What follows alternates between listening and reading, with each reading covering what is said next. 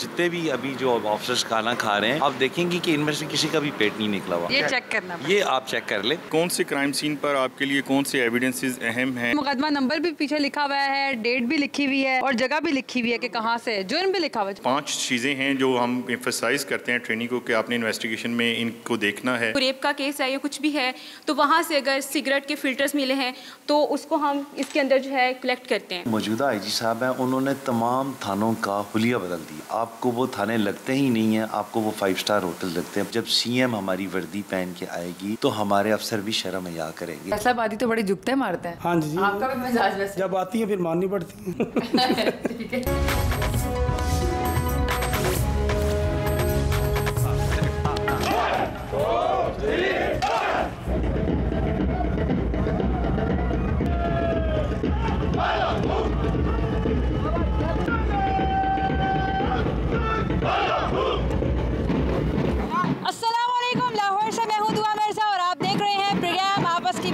के साथ नाज़रीन, हाल ही में कई ऐसे वाक़यात हुए जिन्होंने पुलिस की रेपुटेशन को बहुत डैमेज किया और आवाम ने ये बार बार कहा कि पुलिस उनके मुहाफ़िज़ नहीं बल्कि उनके मुखालिफ खड़ी नज़र आती है। तो आज हम पहुँचे हैं पुलिस ट्रेनिंग कॉलेज में ये जानने के लिए कि पुलिस की ट्रेनिंग कैसे की जाती है, उनकी कैपेसिटी बिल्डिंग के लिए क्या क्या किया जाता है और एडवांस टेक्नोलॉजी का यूज़ करके क्या वाकई उनको तैयार किया जा रहा है कि नहीं। तो आइए मेरे साथ।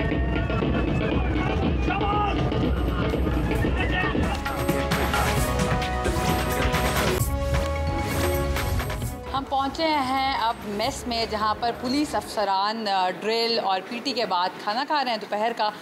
यहाँ का सिस्टम बहुत बेहतर किया गया है। पुलिस को टेबल मैनर्स से लेकर बेसिक एथिक्स सिखाने के लिए पूरा एक मैकेनिज़्म बनाया गया है। बफे सिस्टम है जिसमें जितना जिसको खाना चाहिए वो लेता है। एयर कंडीशन हॉल बनाए गए हैं।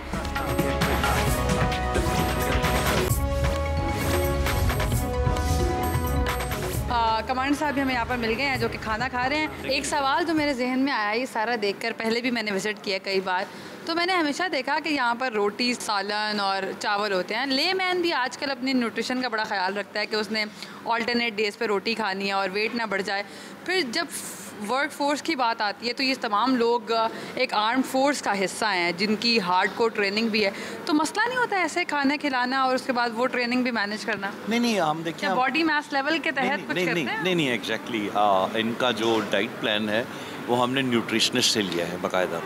और उसमें डेली ये नहीं है कि डेली हम इनको चिकन खिला रहे हैं या ज़रदा खिला रहे हैं। नो, सब्जियां भी खिलाते हैं और बैलेंस्ड किस्म की डाइट है। अब आप यहाँ पे जितने भी अभी जो ऑफिसर्स खाना खा रहे हैं, आप देखेंगे कि इनमें से किसी का भी पेट नहीं निकला हुआ। I am very particular about it. I can ये चेक करना, ये आप चेक कर ले। मतलब 1-2 एक्सेप्शंस हो सकती हैं कि जिनको कोई इशू हो, हेल्थ इशू हो या कुछ ऐसा हो, 1-2 एक्सेप्शंस हो सकती है, वरना बाकी आप देखिएगा कि सारे स्मार्ट हैं। और हमने हर हॉस्टल में एक बड़ा मिरर लगा दिया और मैं इन सब से कहता हूँ कि सुबह जब आप तैयार होके आएँ तो उस शीशे में अपनी शक्ल देखें और अपने आप से सवाल करें कि क्या मैं अच्छा लग रहा हूँ।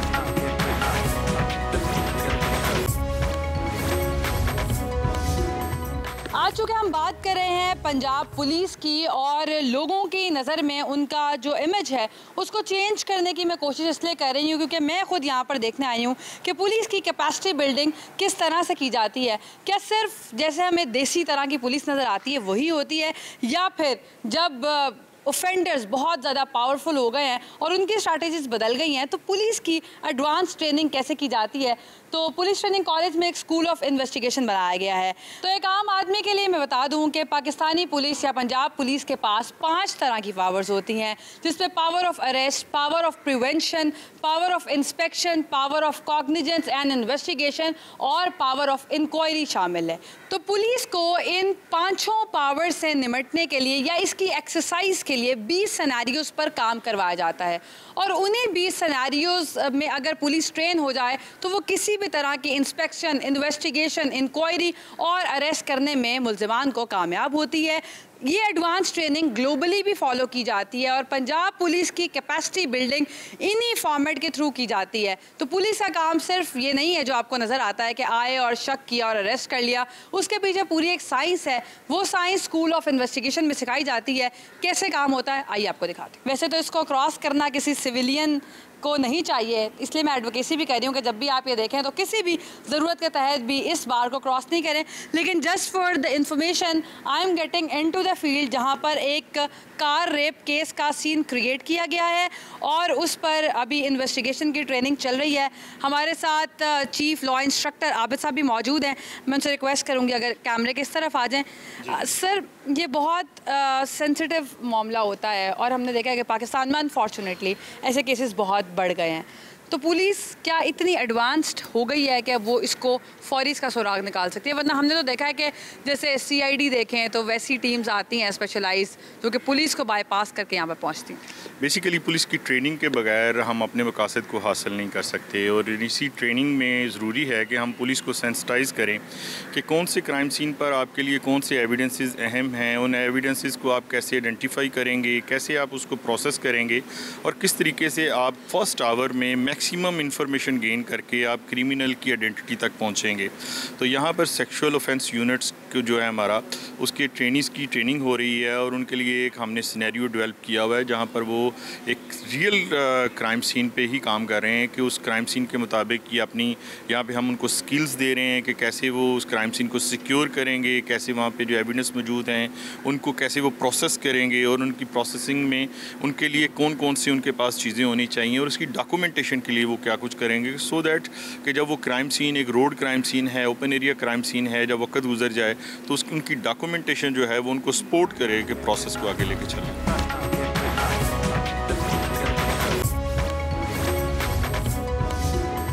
हम मेजर क्राइम की कैटेगरीज पे आज बात कर रहे हैं और जहां ये प्रोग्राम पुलिस की कैपेसिटी बिल्डिंग को बता रहा है, वहीं पर ऑफेंडर्स के लिए भी एक बुरी खबर ये प्रोग्राम शायद साबित हो, क्योंकि पुलिस ने जदीद तर्ज पर अपनी ट्रेनिंग शुरू कर दी है। हमने हमेशा देखा है कि गाड़ी जब चोरी होती है तो आधे घंटे बाद ही पता चलता है कि वो पाकपतन क्रॉस करके बिल्कुल अब एक दिन बाद आपको मिलेगी और पार्ट्स में मिलेगी।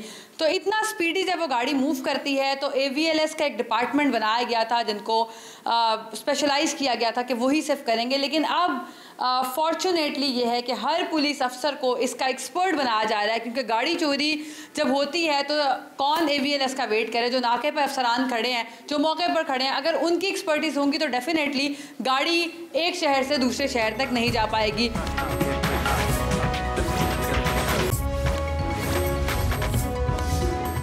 अब जब हम पुलिस की पावर ऑफ इन्वेस्टिगेशन और कॉग्निजेंस पे बात करते हैं तो इन्वेस्टिगेशन में हम बड़ा लूप होल देखते हैं। एक पूरी FIR पे इन्वेस्टिगेशन होती है और उसके बाद पता चलता है कि पुलिस ने जो मुल्ज़िमान पकड़े थे वो तो गलत थे, अब किसी और पे शक करना पड़ेगा।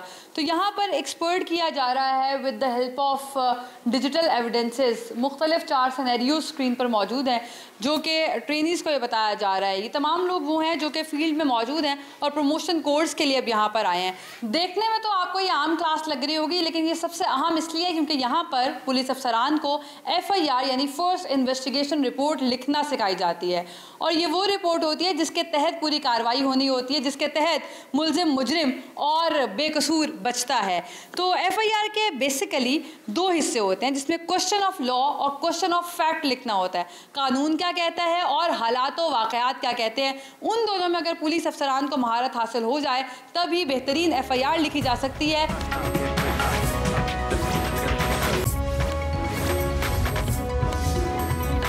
बज़ाहिर तो आपको लग रहा होगा कि चूना तैयार हो रहा है, लेकिन ये मुल्ज़िमान को चूना लगाने के लिए एक पुलिस की डाइंग आर्ट है जिसको ज़िंदा अभी भी रखा गया है। और हर शख्स का क्योंकि चलने का तरीका मुख्तलिफ है तो उसका पाँव को उठाने का तरीका भी मुख्तलिफ होता है। पुलिस इसको एज एन एविडेंस यूज़ करती है और यहाँ पर जो फुटप्रिंट्स हैं उनको मोल्ड किया जा रहा है, ये उसका मटेरियल तैयार किया जा रहा है। और अभी यहाँ पर और भी फुटप्रिंट्स मौजूद थे जो कि अगर मैं यहाँ से ले सकूँ तो ये देखें एक निशान जो कि ये मौजूद है, कोई बात नहीं, ये मौजूद है और उसके नंबर पीछे भी लिखा हुआ है। बड़ी मज़े की चीज़, मुकदमा नंबर, अच्छा ये कॉन्फिडेंशियल होता है नहीं बताती, लेकिन मुकदमा नंबर भी पीछे लिखा हुआ है, डेट भी लिखी हुई है और जगह भी लिखी हुई है कि कहाँ से। जुर्म भी लिखा हुआ है, जुर्म क्या है? 379 जुर्म था चोरी का। और ये जूता है जिसका यहाँ पर रखा गया एंड है यू गो, ये मटेरियल डला और अब ये मोल्ड तैयार किया जा रहा है जिसकी बेसिस पे पुलिस प्रैक्टिस करेगी। जहाँ पर किसी मुश्तबा के पाँव के निशानात पाए जाते हैं उसका फिर हम इस तरह से मोल्ड तैयार करते हैं। उसका मोल्ड तैयार करके हम जो है फिर फोरेंसिक साइंस लेबॉर्ट्री में भेजते हैं। अच्छा। और वहाँ पे जो है ना उसके अलावा जो और मशहूर लोग होते हैं उनके भी इसी तरह से मोल्ड तैयार किए जाते हैं।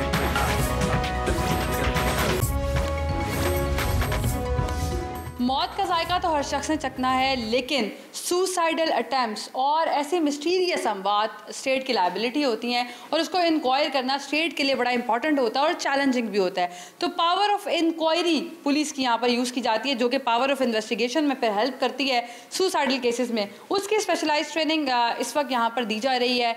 तो सर, हमने देखा है कि सुसाइडल केसेस में एंड पे पता चलता है कभी कि सुसाइड थी या पहले मिस्टीरियस ही रहती है, तो उसके लिए क्या हर पुलिस ऑफिसर इतना कैपेबल है?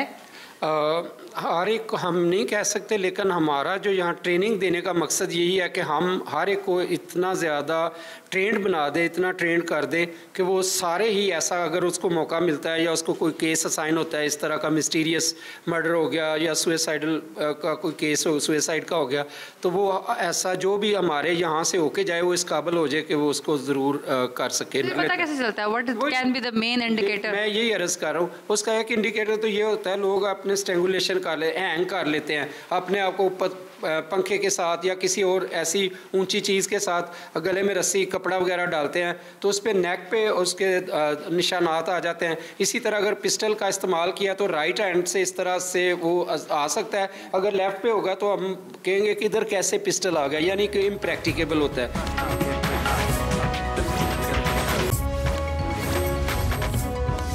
किसी भी केस के इन्वेस्टिगेशन के दौरान अचानक पुलिस एक दरवाजे पर दस्तक देती है और एक बंदे को उठाकर ले जाती है और फिर पता चलता है कि वो शख्स ही क्रिमिनल है, तो अक्सर आसपास वाले लोग सोचते हैं कि इस शख्स पे तो किसी का शक नहीं गया, पुलिस इसको कैसे उठा कर ले गई। तो उसके लिए पुलिस करती है प्रोफाइलिंग ऑफ क्रिमिनल्स और वो ओपन सोर्स की बुनियाद पर की जाती है।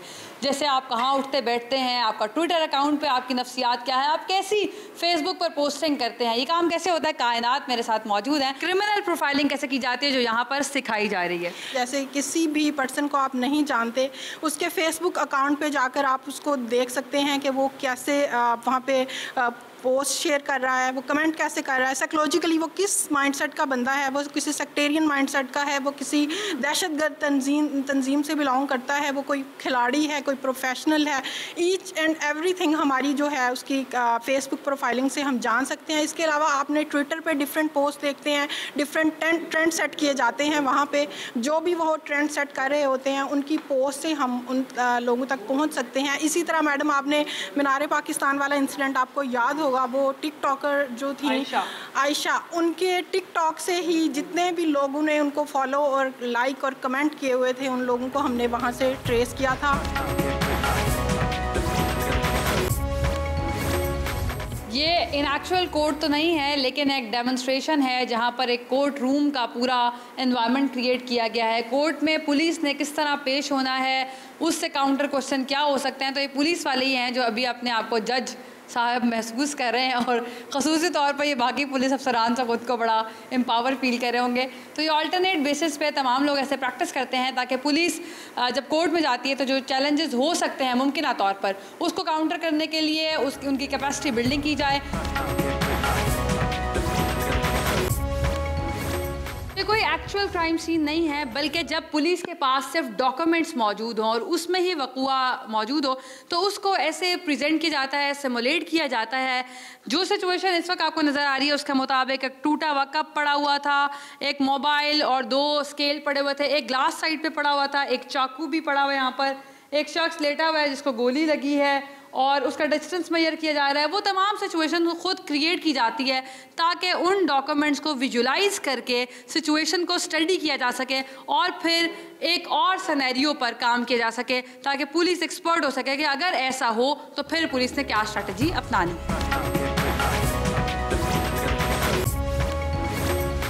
आमतौर पर तासुर है कि जहाँ भी फायरिंग हो या कोई भी ऐसा वाक़ा हो तो पुलिस सिर्फ कॉल उठाती है और उसकी बुनियाद पर ये अंदाज़ा लगाती है कि कितने फायर किए गए और उस पर इन्वेस्टिगेशन होती है, लेकिन ये तासुर बिल्कुल गलत है क्योंकि इसके अलावा भी 5 ऐसी चीज़ें हैं जिसका रिलेशन बताया जाता है और उस रिलेशन के कंपैरिजन के बाद पुलिस किसी इन्वेस्टिगेशन के स्टार्ट पर पहुंचती है। सर क्विकली बस बता दें 5 चीज़ें। सिंपल है मैडम कि हम बताते हैं यहाँ पे ट्रेनिंग को फायरर 5 चीज़ें हैं जो हम एम्फसाइज करते हैं ट्रेनिंग को कि आपने इन्वेस्टिगेशन में इनको देखना है।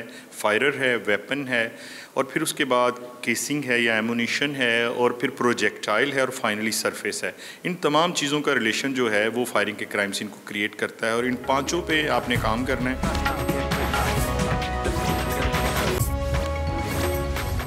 आइडियली तो ये है कि इन्वेस्टिगेशन रूम में इन्वेस्टिगेटर उस साइड पे बैठता है और दरमियान में फासला होता है और जिससे इन्वेस्टिगेशन की जानी है वो इस तरफ बैठता है। लेकिन हमने जो मूवीज़ में या आम जगहों पर देखा है वहाँ पर तो एक बड़ी सी एक लाइट यहाँ पर लटक रही होती है जिसका पता नहीं होता कि वो कब किसी का सर फाड़ेगी या फिर टेबल को तोड़ेगी। लेकिन आइडियली ट्रेन तो इसी तरह किया जाता है। और मैडम हमारे साथ मौजूद है मैमूना, आप मुझे बताइएगा कि जब इन्वेस्टिगेशन हमने हमेशा देखी है वेरी हार्ड वर्ड्स के साथ शुरू होती है और जो इन्वेस्टिगेटर की ज़बान है वो इस कदर होती है कि बंदे को अपना साथ हुई हुई चीज़ तो भूल जाती है, या जो इन्वेस्टिगेटर जिसके साथ इन्वेस्टिगेशन की जा रही है वो अगर इतना बड़ा क्रिमिनल नहीं है तो बाहर मज़ीद फ्रस्ट्रेशन से जाता है। अस्सलाम वालेकुम। बेसिकली हम लोग इसी कॉन्सेप्ट को चेंज करने की कोशिश कर रहे हैं और इसमें तब्दीली लाने की कोशिश कर रहे हैं कि हमारा जो एक प्रॉपर एक टिपिकल वे है कि हमने कैसे इंटेरोगेट करना है किसी भी सस्पेक्ट को या किसी भी मुलज़म को, तो हम उस वे से हट कर हम अपनी सॉफ्ट स्किल्स को इस्तेमाल करते हुए उस मुलज़म को इंटेरोगेट करें और उसको एक ऐसा एटमॉस्फेयर मुहैया करें जिसमें वो अपने आप को कंफर्टेबल फील करे और कोशिश करे कि वो हमारे साथ मैक्सिमम जो है वो कोऑपरेटिव हो सके। स्कूल ऑफ इन्वेस्टिगेशन अगर कवर करना शुरू किया जाए तो शायद पूरा दिन निकल जाए, लेकिन हम बड़ा एक्सक्लूसिवली और ब्रीफली इसको कवर करें तो बड़ा इंटरेस्टिंग सेगमेंट पर मैं पहुंची हूँ जहाँ पर नारकोटिक्स को पैक किए कैसे करना है। जब पुलिस पकड़ती है 3 किलो चर्स पकड़ ली और 1.5 किलो घर गई और बाकी 1.5 किलो लिख दी गई, उसको पैक कैसे करना है। आम तौर पर ये ऐसे होता है। खैर ये चर्स और ये गर्दा है जिसको यहाँ पर रखा गया है और ये है तो वैसे सरसों का कुछ, गर्दा नहीं है लेकिन उसको गर्दे के तौर पे पैक करना सिखाया जा रहा है। तो again a women and a big round of applause for training college exclusively for this के बहुत सारी ख़वातीन मुझे यहाँ पर नज़र आई और जेंडर बैलेंस नज़र आया। कैसे सिखाते हैं और अक्सर ऐसा होता है कि आपके सिखाने के बावजूद पुलिस वाले साइड पे कैसे करते हैं चर्च और गर्दा? ऐसा तो एज इट कुछ भी नहीं होता। तो इसमें हम जो है ट्रेनिंग को ये सिखाते हैं कि अगर कोई सैंपल आपके पास आपने अगर 1000 ग्राम है, अगर आपने वो चर्च पकड़ ली है तो उसमें से जो है आपने 5 ग्राम जो है वो एज ए सैंपल जो है PFSA को भेजनी है। तो वो 5 ग्राम का जो सैंपल है आपने, ठीक है, 0.5 समथिंग होएगी, ठीक है, उसको आपने किस तरह से मेजर करना है, ये चीज़ हम उनको सिखाते हैं। कैसे करते हैं मैडम? पैकेजिंग करते हैं।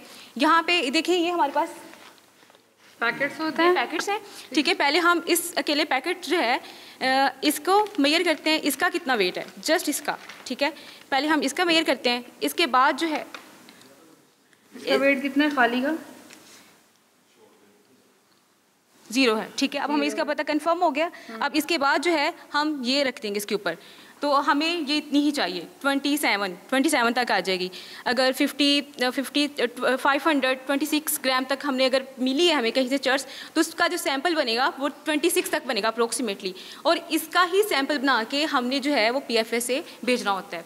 एक तो हम ये करवाते हैं। दूसरा, अगर कहीं पे कोई मर्डर का केस है, कोई रेप का केस है या कुछ भी है, तो वहाँ से अगर सिगरेट के फिल्टर्स मिले हैं तो उसको हम इसके अंदर जो है कलेक्ट करते हैं, इसके अंदर हम रखते हैं, ठीक है, बॉक्सेस होते हैं इसके अंदर। और ये क्या है? सैंपल जो है ये महफूज रहते हैं। ये भी इसके अंदर जो है ये पाउडर है, ये पाउडर फॉर्म है। घर में से मिली है एक लाश जो इस वक्त बेड पे पड़ी हुई है। 15 की कॉल हो चुकी है, किसने मारा कुछ नहीं पता। घर की सेटिंग सारी वैसे ही है। वैसे तो क्राइम सीन पर ऐसे नहीं बैठना चाहिए किसी भी शख्स को, लेकिन जस्ट थक गई थी एक्चुअली तो, लेकिन आपको बताने के लिए बैठी हूँ। क्राइम सीन क्रिएट किया गया, जैसे मैं पहले बात करी थी कि 20 सिनेरियोज बनाए गए हैं। तो यहाँ पर मार्केट भी है, बैंक भी बनाया गया है कि बैंक की रॉबरी में क्या करना है। पूरे सीन्स क्रिएट किए जाते हैं ताकि जब विजुअली आपके जहन में होंगे तो प्रैक्टिस करना आसान होगा। उस बार मेरे साथ एक और खातून मौजूद है। आज वुमेन एम्पावरमेंट की बात करें, हम हमेशा मर्दों से बात करते हैं और ख़वातीन से सिर्फ ये पूछते हैं कि आज पकाना क्या और गर्मी कैसी है। तो ख़वातीन से भी पूछा जाना चाहिए कि इन्वेस्टिगेशन कैसे होगी, क्या करें इस वक्त, क्या सीन बनाया? अस्सलाम वालेकुम। जी, ये इसमें ये बताया गया है कि एक 15 कॉल हुई थी जिस पे इसके वालिद साहब ने अपने भांजे को कॉल की है कि जी मैं अपनी बेटी को सुबह से कॉल कर रहा हूँ तो वो फ़ोन मेरी अटेंड नहीं कर रही कॉल, तो तुम मेरे घर जाओ और देखो कि क्या मसला हुआ है। वो जैसे ही उसका भांजा आता है, आगे देखता है मेन डोर ओपन है, वो एंटर होता है, आगे देखता है कि बेड के ऊपर जो है एक उधर चलिंदा कॉल जिसको कहते हैं कि फायर लग चुका है और फायर उसके चेस्ट पे लगा है जिसकी वजह से उसकी मौत वाक़या हुई है। और फिर जब उसने हालात देखे हैं तो उससे ये भी साबित हुआ है कि इसके साथ जना बिल जबर हुआ। अच्छा, ठीक हो गया। तो सारे एविडेंसेस इसकी बेस पे, और आप देखेंगे पूरा एक रूम बनाया गया है, ये लैंप मौजूद है, 2 ग्लास ऐसे ही पड़े हुए हैं, प्लस अगर कैमरामैन दिखाए वो एक पर्स पड़ा हुआ है, फिर एक लैंप है और इसके बिल्कुल यहाँ पर एक खौल भी मौजूद है गोली का।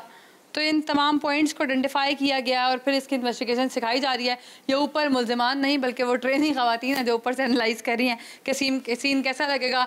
इसके बाद ये उनके घर का दूसरा पार्ट है जो प्रॉपर इसको उन्होंने बनाया कि एक LED लगी हुई है, ये किचन है, वो चाय उन्होंने बनाई थी लेकिन मरने से पहले बर्तन उन्होंने धो के रखे हुए हैं, ये चाय के 2 कप पड़े हुए हैं, सिगरेट चली हुई पड़ी है और ये पुलिस के लिए बड़ी एविडेंस में काम आती है। इसको कैसे पैक किया जाता है मैंने आपको पहले दिखाया। फिर ये उनका पोर्च बनाया गया है जिसमें एक गाड़ी खड़ी हुई है, गाड़ी की हालत से और उसकी ओनरशिप से अंदाज़ा लगाया जा सकता है कि खातून कहाँ से हैं। मुझे देखकर आपको अंदाज़ा हो रहा होगा कि अब हम बात कर रहे हैं उस स्पेशलाइज्ड फोर्स की जो आपको गुज़िश्ता 5 सालों में खासी मरतबा सड़कों पर नज़र आई, यानी एंटी रॉयड पुलिस। ये जो जैकेट मैंने पहन रखी है इसका वज़न करीबन 4 किलो है और 1.5 किलो का है ये हेलमेट जो कि एंटी रॉयड फोर्स पहनती है, प्लस ये एक डंडा है जो कि रबड़ का होता है जिसको प्रोटेक्शन के लिए इस्तेमाल किया जाता है। एंटी रॉयड फोर्स 2 तरह के मेन काम करती है जिसमें लाइन फॉर्मेशन और रूफ फॉर्मेशन है। लाइन फॉर्मेशन उन लोगों के ख़िलाफ़ बनाई जाती है जो पुरतशद्दुद ग्रुप ना हो, यानी डॉक्टर्स का एहतजाज, वकला का एहतजाज, इन तमाम सिचुएशन में जब एंटी रॉयड फोर्स आती है तो वो लाइन फॉर्मेशन बनाती है। कैसे बनाती है आइए आपको दिखाते हैं। हम प्रोटेस्टर्स बनाएंगे इस वक्त पुलिस अफसरान को और पुलिस अफसरान आम पुरएहतजाज लोगों की तरह आएंगे और उनके खिलाफ लाइन फॉर्मेशन बनेगी। कैसे, मेरे साथ आइए।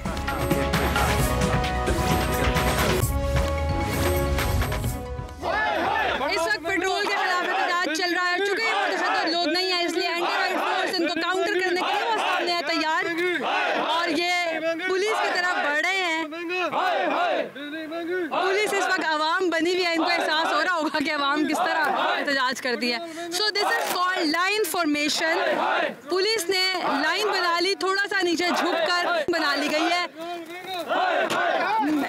और इसको जो मुजाहिरीन है वो काउंटर करने की कोशिश कर रहे हैं, लेकिन ये लाइन अगर कैमरामैन आपको दिखाएं तो दोनों पुलिस अफसरान ने नीचे से टांगे इस तरह क्रॉस में बनाई हुई हैं ताकि प्रेशर बिल्ड हो सके और इस लाइन को तोड़ा ना जा सके। So this is the real time training जो कि की जाती है और रबड़ के इस जो मेरे हाथ में भी है डंडे के ज़रिए इनको पीछे किया जा रहा है और ये जो बॉडी का स्ट्रक्चर है इसको इस तरह बनाया जाता है ताकि पावर शिफ्टिंग की जा सके और दूसरा जो पीछे पुलिस ऑफिसर खड़ा हुआ है एंटी रॉयड फोर्स का वो भी उनको सहारा दे रहा होता है और इस एंगल की वजह से जो मुजाहिरीन हैं वो पुलिस को क्रॉस नहीं कर पाते और मुजाहिरीन को मुंतशिर करने में मदद मिलती है। बात कर रहे हैं दूसरी रूफ फॉर्मेशन के जिसमें इंटेंस सिचुएशन है, मुजाहिरीन आ रहे हैं, उनके हाथ में पत्थर है आप देख सकते हैं और ये पत्थर पुलिस की जानिब फेंकेंगे, जो ARR फोर्स है उनकी जानिब फेंकेंगे और अब ये रूफ बना ली गई है, यानी पहली लाइन बैठ गई है और उसके ऊपर शीट्स लेकर दूसरी पुलिस की लाइन खड़ी हो गई है। पत्थर मुसलसल फेंके जा रहे हैं और ये ग्रेनेड चलाया गया है मुजाहिरीन को मुंतशिर करने के लिए।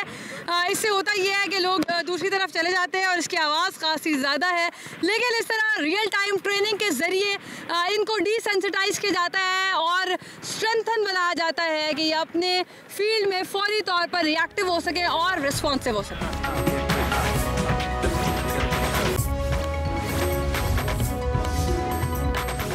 कमांडेंट पुलिस ट्रेनिंग कॉलेज चूंग महबूब अस्तमिल्ला साहब मेरे साथ मौजूद हैं। सर, आज चूँकि हम बात ये कर रहे हैं कि पुलिस का इमेज बेहतर नहीं हो रहा, हाल ही में कई ऐसे वाक़यात आए जिसमें हमने देखा कि आवाम अब गुस्सा बाकायदा बराह रास्त निकाल रही है, फिर ऐसा लगता है कि कई ऐसे वाक़यात में पुलिस की शायद ट्रेनिंग में फुकदान है। तो आज पूरी ट्रेनिंग के लिए मैं यहाँ पर आई भी, देखा भी, आपको क्या लगता है कहाँ पर लैप्स है, सिक्योरिटी लैप्स है, ट्रेनिंग में मसला है, ये क्या है? देखिए, ऐसी बात नहीं है। पिछले साल 1.5 साल में जब से हमारे ये IG साहब डॉक्टर उस्मान अनवर साहब आए हैं पुलिस में बहुत ज़्यादा चेंजेस आई हैं और जहाँ तक ट्रेनिंग की बात है, आप जब ये कंप्लीट ट्रेनिंग कॉलेज विज़िट कर लेंगी तो आप देखेंगे कि हमने इस ट्रेनिंग कॉलेज को एक मॉडल ट्रेनिंग कॉलेज बना दिया है। मसलन हमारे जो कांस्टेबल्स हैं उनके मेस भी सेंट्रली एयर कंडीशन है, बूफे सिस्टम लगा हुआ है, नैपकिन के साथ खाना खाते हैं, मैनर्स उनको सिखा रहे हैं, लोगों से तमीज़ से बात करने की हम ट्रेनिंग दे रहे हैं। सर, हमने हमेशा से ही देखा है कि जब भी कोई कैंपेन ग्लोबली डिज़ाइन होती है वो तो पोटेंशियल विक्टिम पे काम करते हैं, तो जो नए आने वाले बच्चे हैं उनके लिए तो बहुत बेहतरी की जा रही है, मगर जो पुलिस अवेलेबल है अभी फील्ड में है उसके रवैये को कैसे बेहतर करेंगे? जब आप माहौल अच्छा कर देते हैं ना तो उससे काफ़ी ज़्यादा बेहतरी आ जाती है।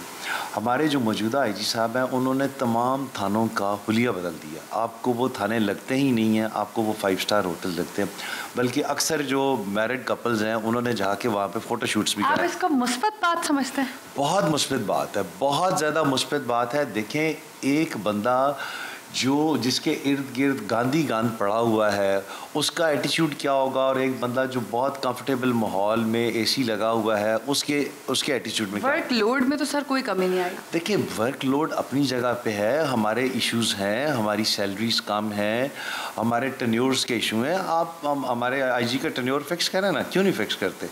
मतलब हर इंस्टीट्यूशन में this is the major issue. आप हमें पता है कि जी आईजी का 3 साल टेन्योर है, आईजी ऐसे ऐसे फैसले करेगा कि जी जब आप 4 महीने बाद आईजी को चेंज कर रहे हैं, इतना बड़ा पंजाब है, ये एक ट्रेनिंग कॉलेज है, एक छोटा सा सेटअप है पंजाब के मुकाबले में, बहुत छोटा सा सेटअप है, इसको समझने में 3-4 महीने लगते हैं। हम भी देखें, किसी के भाई हैं, किसी के बेटे हैं, किसी के हस्बैंड हैं, किसी के बाप हैं, हम मुआशरे का हिस्सा हैं, हम क्यों खामखा जुल्म करेंगे? हमारा बिल्कुल दिल नहीं चाहता। पुलिस वाले बहुत अच्छा काम कर रहे हैं और बहुत प्रोफेशनल काम कर रहे हैं। आप शार सेंटर से लेकर कहीं भी आप खिदमत मरकज़ में जाएं तो वहाँ पर जितनी भी फैसिलिटीज़ हैं वो ऑनलाइन है, जो घर बैठकर हम अवेल कर सकते हैं। इतनी बड़ी बिल्डिंग्स, इतनी लाइटिंग, इतना रिसोर्सेज का ज़या, और फिर जब आप जाते हैं आपको पता चलता है वो तमाम ऑनलाइन फैसिलिटीज़ लोग घरों में बैठ के यूज़ कर रहे हैं। देखिए, सबको ये नहीं पता। मुझे मसलन कॉर्नर्स बनाए जा सकते थे, उस फैसिलिटी को किसी और तरह इस्तेमाल किया जा सकता है। देखें, बात सुने, आप एवरेज चेक करें कि वहाँ पे डेली कितने लोग विजिट करते हैं, आप ज़रा एवरेज निकालें, ठीक है, कि जी एवरेज लोग विजिट वहाँ, आपने एक करेक्टर सर्टिफिकेट बनवाना होता था ना तो आपको 3 महीने लगते थे। अब आपने करेक्टर सर्टिफिकेट बनाना है, आप खिदमत मरकज़ जाएं, 20 मिनट बाद वो आपको जो 5 स्टार होटल्स की तर्ज के सिप्स के कॉन्सेप्ट पे मॉडल पुलिस स्टेशन बनाए गए हैं, उसमें एक काउंटर बनाया जा सकता था। इतना बड़ा इंफ्रास्ट्रक्चर खड़ा तो कर दिया गया। आज भी पुलिस के पास यूनिफॉर्म नहीं है, आज भी पुलिस बेचारी है, उसकी 8 घंटे से ज़ायद ड्यूटी है, प्लस उनको यहाँ पर तो आप खाना अच्छा दे रहे हैं, लेकिन यहाँ के पुरसकून माहौल से निकल के जब वो फील्ड में जाता है तो वैसे ही चैलेंजेस है। जैसे हम मैसकॉम करते हैं अच्छी यूनिवर्सिटी से, फील्ड में जाके पता चलता है इट्स ऑल डिफरेंट। देखिए, आप बिल्कुल सही कह रहे हैं, फील्ड के इश्यूज़ हैं, और देखिए बात यह है, एक सिस्टम 75 ईयर्स से चल रहा है। पुलिस को गोरे ने बनाया था आवाम को काबू करने के लिए, और अनफॉर्चुनेटली अगले 75 साल पुलिस यही काम करती रही, कभी किसी के कहने पे, कभी किसी के कहने पे। ये पहला मौका है कि police is quite independent, IG is quite independent, he is doing, मतलब पिछले 75 सालों में वो काम नहीं हुआ जो पिछले 1-1.25 साल में हुआ है। आप ये देख रहे हैं कि आने वाले दौर में ये जो ऑफिसर्स आ रहे हैं शायद इनको सिस्टम का पार्ट बनने में, नैरेटिव चेंज करने में एक वक्त लगेगा, लेकिन जो पुलिस अभी फील्ड में मौजूद है उसकी लैंग्वेज को कैसे बेहतर करेंगे? अभी गेट पर ही मुझसे उन्होंने पूछा, ओए किधर जाना है, तो ये हम हर नाके पर भी सुनते हैं, खातून के साथ भी सुनते हैं। ये जो पुलिस का अग्रेशन है, ये जो, उसके लिए हमने यूनिफॉर्म भी चेंज किया था कि शायद ये रवैये बेहतर हो जाएं, और खौफ की अलामत ब्लैक यूनिफॉर्म था। देखिए, आप बिल्कुल ठीक बात कह रही हैं, रवैये में तब्दीली आने की ज़रूरत है, बिल्कुल ज़रूरत है, लेकिन मैं आपसे एक बात शुरू में मैंने की कि 75 साल से जो हो रहा है वो 6 महीने में चेंज नहीं हो सकता। हम इनको फैसिलिटीज़ बेहतर दे रहे हैं, आईजी ने इनकी वेलफेयर के लिए जो काम कर छोड़ा है वो सारी वो नहीं हो सकता था, 75 सालों में नहीं हुआ।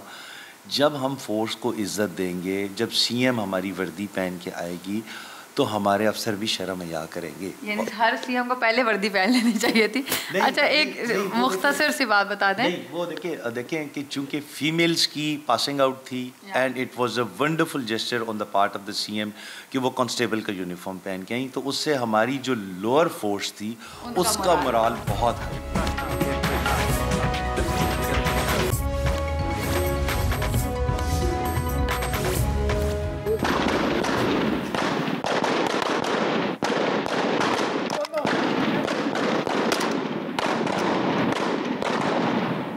अब बारी है उस काम की जो कि पुलिस का प्राइम फायरिंग, और मैं इस वक्त मौजूद हूँ फायर रेंज में जहाँ पर फायरिंग प्रैक्टिस की जा रही है। इसको असेंबल करने से लेकर टारगेट पर फायरिंग, स्टैटिक टारगेट पर फायरिंग और फायरिंग की प्रैक्टिस की जाती है।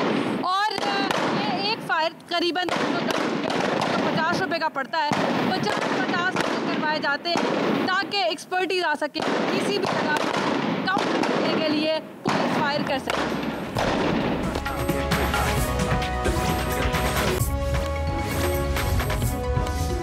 पुलिस फायरिंग रेंज से आपने फायरिंग स्किल को देखा, स्पेशलाइज्ड ट्रेनर इनको टारगेट पे फायर करना सिखाते हैं। इसके साथ साथ पुलिस को पूरा अपने वेपन को असेंबल करना, उसको साफ़ करना, और एसओपीज़ के मुताबिक पुलिस इज़ कैपेबल कि वो 8 सेकंड में पूरे वेपन को असेंबल कर सके बगैर कहीं देखे। यानी अगर आंखों पर पट्टी भी बांध दी जाए तो पुलिस को इस काबिल बनाया जाता है कि वो 8 सेकंड के अंदर अपने पूरे वेपन को दोबारा असेंबल कर सकती है। न्यूयॉर्क पुलिस ने पाकिस्तान का विजिट किया है, 28 रुकनी वफ्द यहाँ पहुँचा है। वो पाकिस्तानी पुलिस से मिले भी हैं और मुख्तलिफ शहरों में गए हैं। पाकिस्तानी पुलिस की ट्रेनिंग के मुतालिक वो क्या कहते हैं, आइए आपको लेकर चलते हैं। आज से 10 रोज़ कबल न्यूयॉर्क पुलिस डिपार्टमेंट का 24 रुकनी वफ्द पाकिस्तान पहुंचा था और उन्होंने पाकिस्तान के मुख्तलिफ इलाकों का दौरा किया, जिसमें लाहौर, कराची, इस्लामाबाद, हुंजा, स्कर्दू और आज़ाद कश्मीर शामिल हैं। ऑफिशियल से मुलाकात भी हुई। क्राइम रेशो पर पाकिस्तानी ऑफिशल्स और अमेरिकन पुलिस के दरमियान बहुत सी बातें हुई। वो क्या बातें थी और एंड पे क्या कंक्लूजन निकला, आइए आपको बताती हूँ।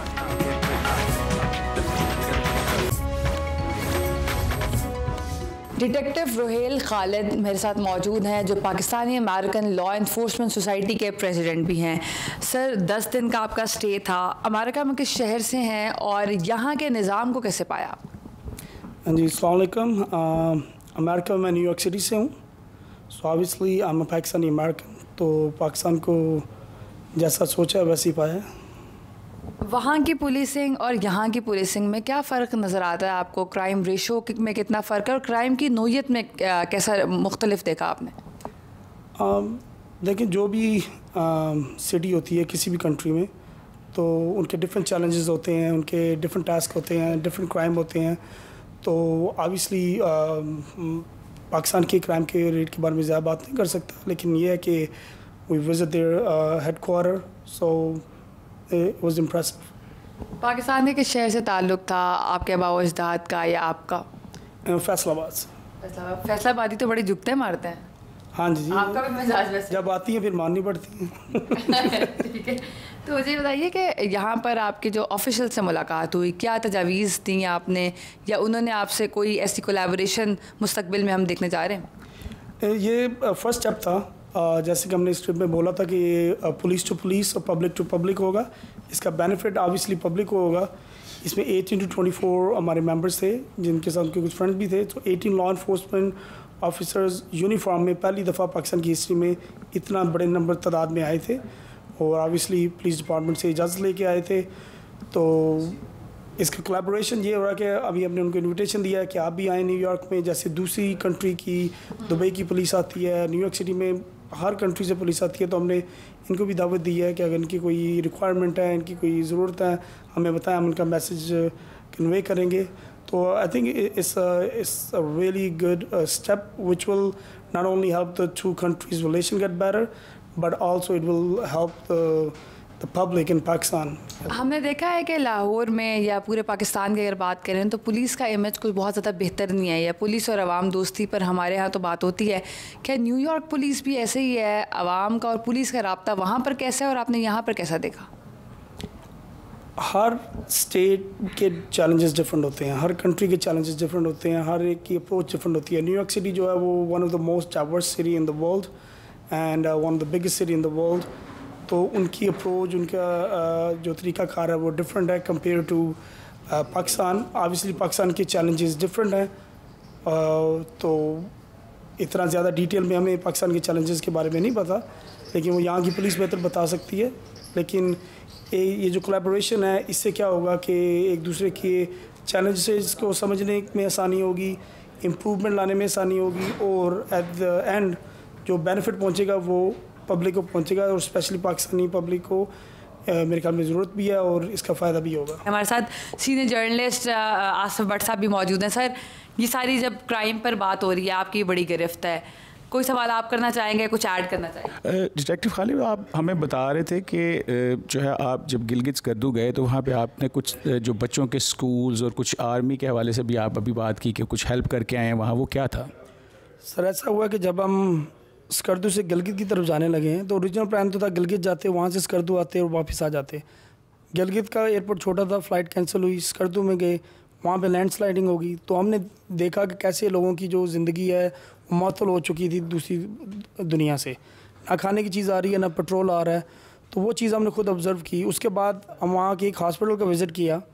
वहाँ पे जब हमें पता चला कि जब से वो हॉस्पिटल बना है वहाँ पे बैठने के लिए बाहर बेंचेस नहीं हैं, और एक ही हॉस्पिटल है और लाइनें लगी हुई हैं दूर दूर तक, माँओं ने बच्चे उठाए हुए हैं और कोई चीज़ नहीं है वहाँ पे। राइट वे हमने वहाँ पे बेंचेस का मुहैया किए ओवरनाइट, जितने भी हम ऑफिसर्स थे हमने फिर मिल के वहाँ पे, अब वहाँ पे बेंचेस लगे हैं, लोग बैठ सकते हैं। उसके बाद एक वहाँ पे बच्ची थी, उनके किडनी ट्रांसप्लांट का इशू था, वो हम ऑफिसर्स ने पास ने मिल के वो जितना उन्होंने रिक्वायर किया हमने कोशिश की।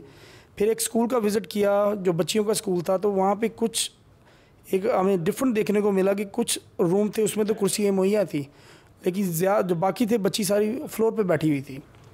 तो ओवरनाइट हमने वहाँ के जो इंतज़ामिया थी वहाँ से बात करके हमने कुर्सियाँ और टेबल बच्चियों के लिए बनाए, वो भी वहाँ पे मुहैया किए गए। वो माशाल्लाह वो बच्चियाँ जो टेबल पे बैठ के, कुर्सी पे बैठ के तालीम हासिल कर सकती हैं बजाय कि वो ज़मीन पे बैठ के। और उसके बाद जो सबसे मेन चीज़ थी कि हमें पता चला कि वहाँ पे आर्मी कैडेट एक स्कूल था जो स्कर्दू में है, जो 2004 से है वहाँ पे, और वहाँ से छोटे एरिया से लोग वहाँ जा रहे हैं जो लोग अफोर्ड नहीं कर सकते, जो भी हिसाब है उसका। तो जब वहाँ में पता चला कि पीने का पानी ही नहीं है वहाँ पे, कैडेट स्कूल में पीने का पानी नहीं, कैडेट स्कूल वहाँ पे पानी का साफ़ पानी नहीं था।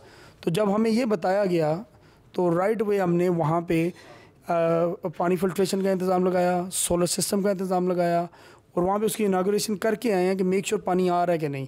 तो अल्हम्दुलिल्लाह इसको 20 साल हो गए हैं, लेकिन ये मेरे ख्याल में एक ट्रिप में अल्लाह ताला ने लिखा हुआ था कि हम जाएंगे तो अब वो लोगों को पानी का, अब वो आगे भी पानी जाएगा। वो एक बहुत अच्छा एक निज़ाम हो गया। वहाँ के जो कैडेट यंग बच्चे थे, जैसे हम यूथ के ऊपर बात कर रहे थे, तो मेरे ख्याल में वो एक सहूलियत जो 20 साल से नहीं उनको मिली, वो थ्रू पाल्स के थ्रू उनको मिल गई। तो वो एक बहुत अच्छा एक्सपीरियंस था। बच्चों ने भी वहाँ के काफ़ी खुश हुए और हमें भी बहुत खुशी हुई कि अल्लाह ने हमें मौका दिया कि हम ये एक छोटी सी नेकी है जो करके जाएं। लेफ्टिनेंट मोहम्मद इशरत हमारे साथ मौजूद हैं। पाकिस्तान पहली बार आए हैं? नहीं, पहली बार तो नहीं आया। I was born here but I left this country about 30 years ago. आम तौर पर तासुर है कि पाकिस्तान फॉरेनर्स के लिए सेफ़ नहीं है। ये बिलाशुबा हमने बहुत तोड़ा भी है, और अब बहुत सारे लोग आके ये कहते हैं कि पाकिस्तान खूबसूरत भी है, यहाँ के लोग भी बहुत अच्छे हैं। लेकिन बीइंग एन एक्सपर्ट, क्योंकि आप पुलिस डिपार्टमेंट से हैं, तो वो जो पुलिस आए है उसको देख कर क्या कहते हैं, अपनी एक्सपर्टीज़ को देख कर कि पाकिस्तान कितना सेफ़ है? नहीं, बीइंग ए पाकिस्तानी मैं तो ऑलवेज ही सेफ़ समझता हूँ। तो मेरे साथ, हमारे साथ जो 3 नॉन पाकिस्तानी जो फॉरेनर्स आए थे, मैंने उनसे क्वेश्चन किया था कि आपका जो परसेप्शन था पाकिस्तान के बारे में पहले और आपने इतना जो टाइम स्पेंड किया पाकिस्तान में, उसके बाद क्या आपको क्या डिफरेंस लगा? तो they were totally amazed. They said this is totally safe and then this is not what we were here watching in the news and the media. तो सर ये बताइएगा कि ऑफिशियल से मुलाकात हुई, क्या तजावीज़ आपने दी और आपको क्या लगता है कि कौन सी ऐसी चलें 3 चीज़ें हैं जिनको बेहतर करके पुलिस और आवाम में बेहतर राब्ता कायम किया जा सकता है? जो 3 चीज़ें मुझे लगी जो चेंज होनी चाहिए मेरे ख्याल में, जो पाकिस्तान में देखा, जो ट्रैफिक का कंट्रोल मुझे काफ़ी लगा। कराची में लगा होगा सर? वो सीधा लगा, मतलब नहीं, बड़े शहर में लाहौर में भी देखा, लाहौर में थोड़ा सा बेटर था। हाँ। कराची की निस्बत तो इतनी ज़्यादा ट्रैफिक है रोड्स पर और मेरा ट्रैफिक सिग्नल की कमी है जो मुझे लगा। लेफ्टिनेंट एहतशाम खान हमारे साथ मौजूद हैं, ये भी इस वक्त का हिस्सा हैं। आपने भी पूरा पाकिस्तान विज़िट किया, सबसे पहले बताएं कैसा लगा? बहुत अच्छा लगा। ये पहली दफ़ा ऐसा हुआ है कि मैं पूरे पाकिस्तान को घूम सका हूँ। पुलिस डिपार्टमेंट से आपने विज़िट किया, अपने रैंक के ऑफिसर से भी मिले होंगे, क्या फ़र्क लगा? फ़र्क तो बहुत है। जो जिस तरह से वो लोग लॉ इम्प्लीमेंट करते हैं उसमें फ़र्क नहीं नज़र आ रहा, मगर रिसोर्सेज में और जिस तरह उनको जितना बर्डन है काम का, उसके ऊपर बहुत फ़र्क है। काम का बर्डन ज़्यादा लगा आपको पाकिस्तानी पुलिस में? यहाँ पे बहुत ज़्यादा बर्डन है। स्मार्ट पुलिसिंग का दौर है अब, तो आपने देखा कि टेक्नोलॉजी पाकिस्तान में इतनी बेहतर हो चुकी है जितनी आप वहाँ पर उसको यूटिलाइज़ करते हैं? हमारे हिसाब से उस लेवल पे तो नहीं है, मगर जिस रफ्तार से चल रही है उस लेवल पे पहुंच सकती है। जो हमने सेफ सिटी का दौरा किया, बहुत अच्छा दौरा था। उसमें हमें पता चला कि इनके पास कैपेबिलिटीज़ हैं, अगर रिसोर्सेज और फंड्स हों तो उसमें बहुत ज़्यादा अच्छा पोटेंशियल देखा आपने पाकिस्तानी पुलिस में? पोटेंशियल बहुत ज़्यादा। हार्ड वर्किंग है, उनको बस मौका देना चाहिए, मौका मिलना चाहिए तो बेहतर हो जाएंगी चीज़ें। पुलिस और आवाम में राब्ता बेहतर करने के लिए क्या सजेशन देना चाहेंगे? पुलिस और आवाम में राब्ता बेहतर करने के लिए पुलिस वालों को थोड़ा सा सॉफ्ट होना पड़ेगा। आपने महसूस किया कि वो थोड़ा सा हार्श है? मेरे ख्याल में थोड़ा सा हार्श है।